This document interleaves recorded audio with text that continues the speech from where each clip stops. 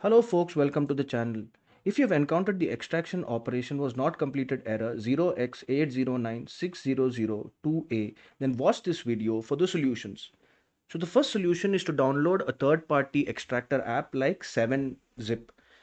So how do we do that is we open the browser, we go to 7-zip download and we click on the site link.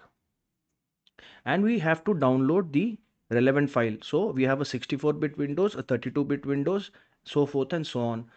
Now, how do we come to know whether ours is a 64-bit or a 32-bit? We look for the system type in the system information panel. So we'll open the system information panel, we'll look for the system type, and mine is an x64, so I will download an x64 download link. And if it is written x86 in your PC, then yours is a 32-bit architecture and you need to download the 32-bit.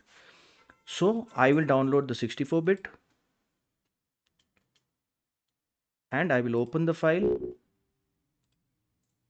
click on install, close, and then we will again go back to the file where we found the error while extracting it with the Windows extractor. We will right click on it, go to show more options, look for 7-zip, and then we'll click on extract files and it should work for you. Now the next solution is to run a system file checker.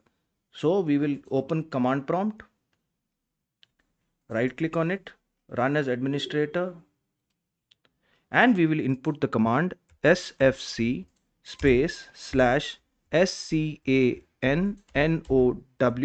and press enter. We'll wait for that scan to finish and then we will run another scan, the check disk scan. So again, we open command prompt, right click on it, run as administrator, and we will input the command chk dsk space /f space /r, press enter, and then press Y and press enter. We'll wait for the scan to finish and then again we will try to extract the file with the stock Windows extractor.